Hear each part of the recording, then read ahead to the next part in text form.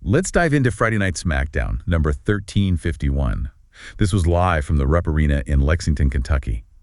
And based on the material you shared, this show is absolutely packed. I mean, we're talking major match results, some serious backstage tension. Oh, yeah. Intense verbal clashes and, huge names colliding. It really felt like a crucial stop heading into Night of Champions. Definitely. So our mission here is to unpack this, pull out the most important insights, the key facts, and help you understand what happens and why it matters without getting, bogged down. That's right. We're looking at the core narrative here, the strategic moves, and how everything that happened on this specific night really influences the bigger picture, the ongoing story. Excellent. So commentators were Joe Tessitore and Wade Barrett guiding us through the night. The show kicked off with a look back at the past weekend. Yeah. Worlds collide, and of course, Money in the Bank. Big weekend. Huge. And the report emphasized the main focus areas for this particular night. We knew we were getting more King and Queen of the Ring tournament matches. Yeah. Specifically, 2 fatal 4-ways planned for each tournament.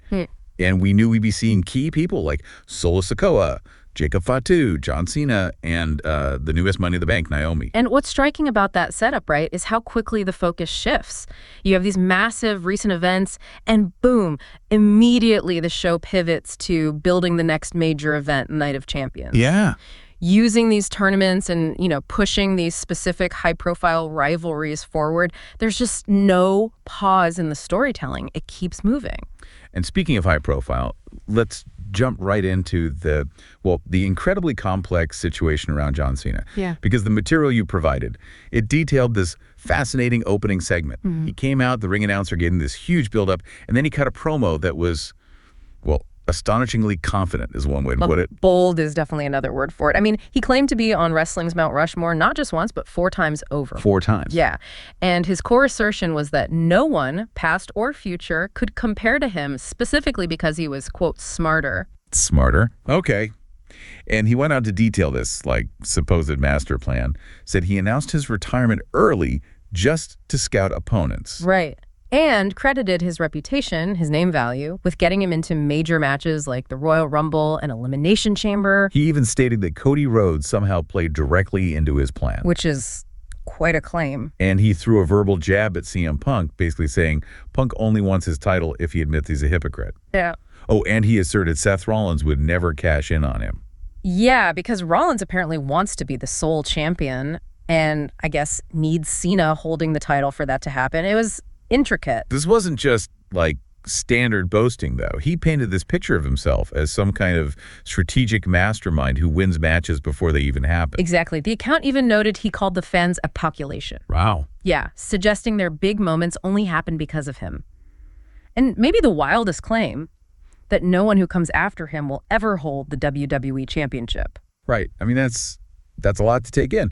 And the reactions, according to the report, were immediate and pretty pointed. Absolutely. Cody Rhodes came out first. And while he kind of acknowledged Cena's supposed genius, he immediately brought up the inconvenient fact that he just pinned Cena days before. Posed the question, right? If this was Cena's master plan, well, where does that leave things now after the loss? Then Randy Orton enters the picture. He brings up their recent match in St. Louis and directly disputes Cena's claim, saying he won that one. Right. And Orton then declared he's realized he has to do, quote, everything necessary to get the title. Including, he pointedly noted, potentially eliminating Cody Rhodes. Oof. Adding another layer. And finally, LA Knight arrived.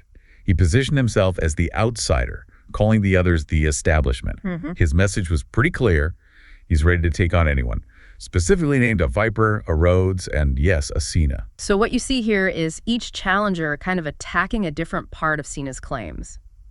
Rhodes questions the recent result, Orton disputes a past victory, and Knight just challenges their whole status quo. Yeah, it immediately puts Cena's big pronouncements to the test. And the tests weren't just verbal, were they? Not at all. The report notes that as Cena was leaving the ring, Ron Killings suddenly attacked him. Right there on the ramp. Wow, okay. Security had to rush out, pull Killings off him.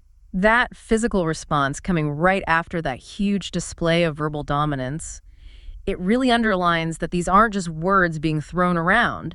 Actions, even unexpected ones, have immediate consequences. Definitely. And we follow that thread later. The report mentions Cena backstage with Nick Aldis, the GM, having what was described as a fierce discussion. Mm-hmm. Heated, probably. Then even later, Cena was apparently looking for R-Truth, but specifically saying he hadn't seen Killings. And he sent a message via Jimmy Uso saying he'd be waiting in the ring for R-Truth. Which, of course, perfectly set the stage for the surprise appearance of CM Punk. Right. The description noted Punk just sitting there on the ropes, kind of taking it all in, clearly enjoying the scene. Savoring the moment. Punk's points were sharp, though. He acknowledged Cena might be tired of disrespect, but pointed out, hey, the fans feel the same way. Yeah, he used that Obi-Wan Kenobi and Anakin Skywalker analogy. Yeah. Basically telling Cena to let go of this need for control, give the fans a happy ending. Cena's reply, as reported, was just dismissive. Called it a waste of time, doubled down that only his title mattered. Quote, not the people, not the place. Ouch. Cold. And that's when Punk dropped what he called the truth. Which was? That Cena can't beat him. And never has. Punk credited his own success to just sheer confidence, even when guys like Cena didn't want him around. He even called Cena's current persona PG Cena. Whoa, PG Cena. That's a throwback dig. Right. He vowed to go to Mars if needed to prove he's better, then listed a bunch of legends he felt were more deserving of Mount Rushmore than Cena, and just kept circling back. Cena simply cannot beat him. This whole exchange was just a fascinating clash, wasn't it? Perspectives on legacy, on truth. Punk directly attacking Cena's claims of greatness, using their history as his proof. Absolutely. And just as Punk was exiting, Ron Killings attacked Cena again. No way, again. Yes. This time, applied the SDF, that nasty submission hold. Security had to separate them again. And the report noted Punk adding a sarcastic remark from the stage, something like, guess the truth hurts. Wow. So the repetition of the attack and using a submission hold, that definitely escalates the physical side of this whole thing. For sure. And the fallout backstage. Nick Aldis confronted Ron Killings. How'd that go? Killings apparently didn't back down at all. Right. Demanded a match against Cena next week, which Aldis actually granted. He got the match. Yep. And Killings then apparently stated that he would be the one deciding how things go from now on. Okay, so what's the key insight here? This whole Cena situation. Oh.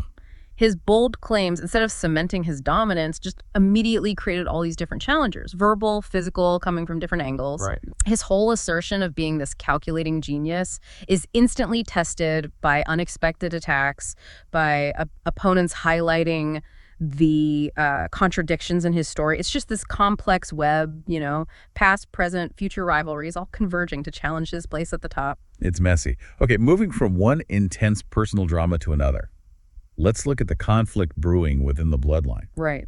The show highlighted Jacob Fatu's arrival, showed him backstage, definitely built some anticipation for his appearance. And Fatu delivered with an in-ring promo. He specifically referenced that moment at Money in the Bank, where he told Solo Sikoa straight up, I hate you. Yeah, intense. And he laid out his reasoning right. It's centered on that fundamental principle of family loyalty. You don't betray family. There must be respect within the bloodline. Exactly. He accused Sikoa of trying to take credit for Fatu's own success and explained his actions at Money in the Bank were basically necessary. A reminder to Solo about what happens when you don't fit the family structure. He ended with that impactful line, all gas, no brakes. Yeah. Powerful stuff.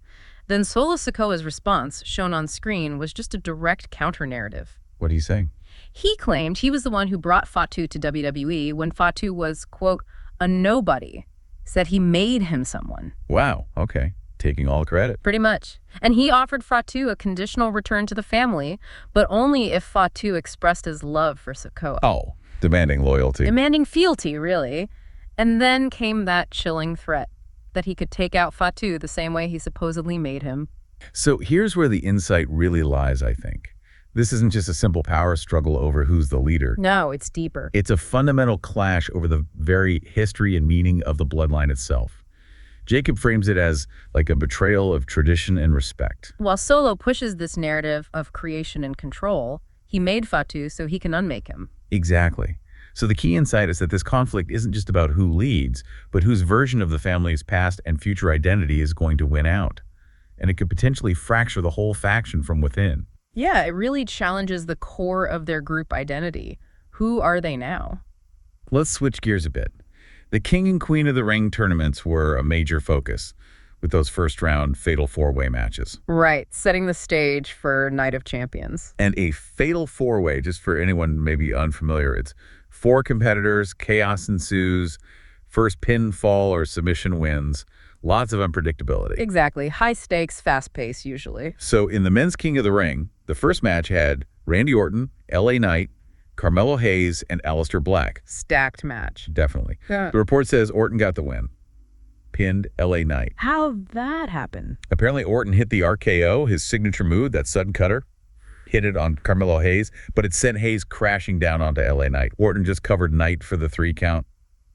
Opportunistic. Classic Orton. But what was notable there wasn't just the win, right? It was the post-match stuff. Yeah. Braun Breaker and Bronson Reed attacked LA Knight from the crowd immediately after. See, that shows how these tournament matches can just instantly ignite new, maybe unrelated rivalries, even as the tournament itself is moving forward. Good point.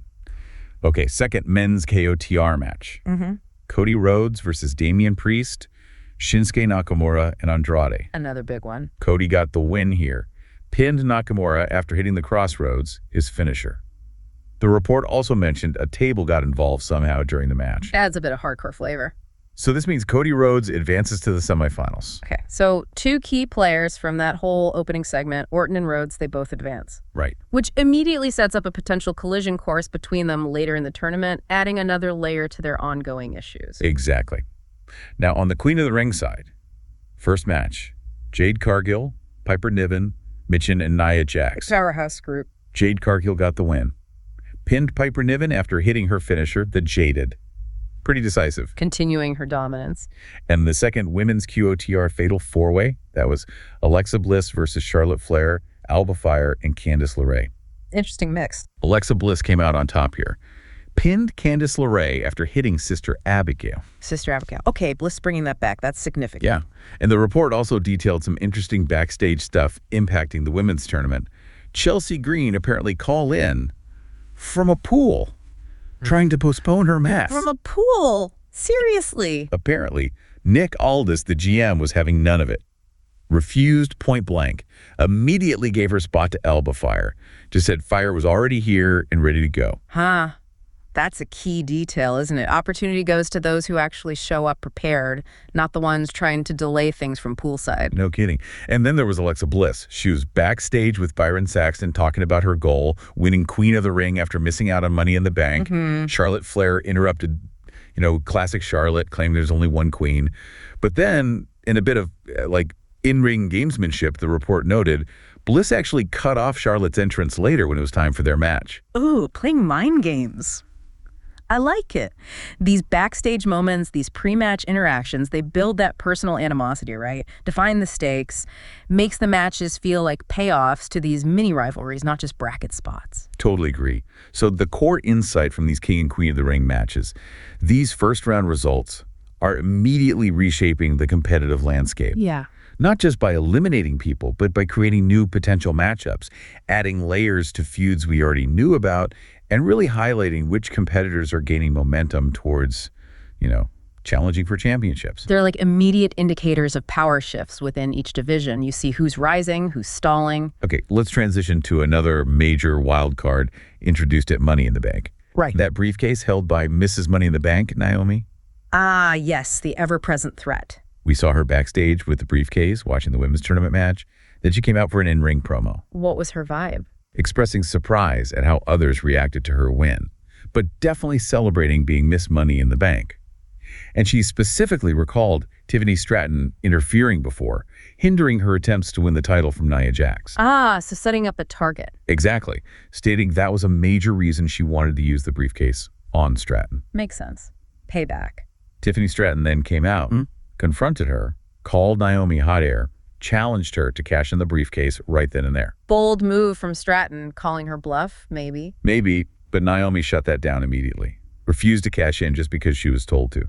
Emphasized she'd do it on her time. Taking control of the situation. And threatened to make Stratton's life hell until that moment arrived. And just to remind everyone, cashing in means the briefcase holder gets a title shot anytime, anywhere. Constant, unpredictable threat. That interaction really highlights the strategic power that briefcase gives, doesn't it? It's not just a guaranteed match, it's leverage. Leverage to dictate terms, create psychological pressure. Naomi's clearly enjoying that control. For sure. But the segment ended interestingly. Nia Jax attacked Tiffany Stratton. Okay. Naomi looked like she was considering cashing in right there on Jax, the champion. Big opportunity. But Nia Jax immediately warned her off, told her not to, and Naomi actually retreated. Huh.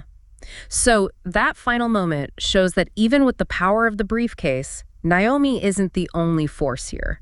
The current champ, Nia Jax, is still a massive obstacle, unpredictable herself. It forces Naomi to be calculating, even with her big advantage. Good point.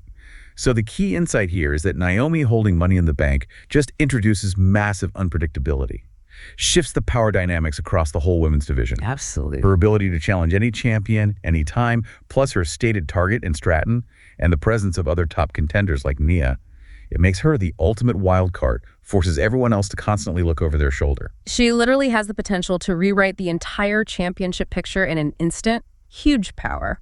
Okay, beyond the main event scenes and the tournaments, the report also highlighted a couple of other developing storylines we should touch on. Yeah, definitely worth noting. Zelina Vega was shown backstage talking with Nick Aldis. What about? She was asking about Julia. And finding out Julia wasn't there, Zelina demanded a match against her next week. Said a champion shouldn't hide. Okay. So that interaction clearly signals a potential future feud shaping up there between Vega and Julia, planting seeds. Exactly. And we also learned about a tag team division meeting Nick Aldis held, specifically about the Wyatts. The Wyatt Sicks. What was the outcome? Aldis specifically gave the Motor City Machine Guns, MCMG, the task of trying to set the right tone for the division now that the Wyatt Sicks have arrived. Interesting assignment. Put up or shut up, kind of. Pretty much. Which led directly into a tag team match. The Wyatt Sicks, represented by Dexter Lumis and Joe Gacy, Okay. taking on the Motor City Machine Guns, Alex Shelley and Chris Sabin. And the report noted Uncle Howdy, Eric Rowan, and Nikki Cross were all there with the Wyatt Sicks at ringside. The whole creepy family. How did the match go? The Wyatt Sicks got the win. Loomis pinned Shelley after hitting a leg drop from the top rope. Oof. Big move, big win. Yeah. So these segments, they're important because they show the landscape is shifting beyond just the main event storylines. The key insight is that new forces, like the Wyatt Sicks, are emerging and making an impact. Right. And other challengers, like Zelina, are positioning themselves in other divisions. It sets the stage for future conflicts, potential changes in the tag team scene, maybe other title pictures down the line, too. Shows the depth of the roster, right? Yeah. And where future stories are being planted. Keeps things fresh across the board. Definitely. And to wrap up the night, as described in the report, the show ended with Cody Rhodes celebrating his King of the Ring tournament victory there in the ring. Yeah, a moment reinforcing the significance of his win, his advancement in the tournament, and just the path he's currently on. A strong closing image for the show. So we've journeyed through this deep dive into SmackDown 1351, pulling out what seemed like the critical details, the key insights from the material you provided. We saw that really complex, multi-layered challenge to John Cena's dominance. From past rivals, current contenders, all happening at once. Yeah, and while that was going on, that deep-seated family conflict just escalated within the bloodline between Solo Sikoa and Jacob Fatu. Very personal. We tracked the progress in the King and Queen of the Ring tournaments, saw who advanced, saw new rivalries kind of igniting off the back of those matches. Right. And we saw the significant power that Money in the Bank briefcase gives Naomi, making her just this pivotal figure, this wild card in the women's title picture. We've highlighted specific moments from Cena's audacious Mount Rushmore claims getting instantly tested, To Fatu and Sikoa's completely clashing stories about their family history. to those unexpected attacks having real physical consequences. And Naomi strategically wielding her title opportunity, but also knowing when to hold back. It was all very layered. So, as you consider everything we've covered based on this deep dive, maybe ponder this. In this really unpredictable landscape, where you've got legacy, family, power, opportunity all constantly colliding, who actually holds the real power? Is it the one who proclaims it the loudest, like Cena? The one who tries to enforce lineage like Solo? The one strategically climbing the ranks in the tournaments? Or maybe is the one who holds that key to absolute unpredictability like Naomi, just waiting for the perfect moment? That's a great question to leave things on. Who truly controls the narrative and the outcomes? We'll have to keep watching.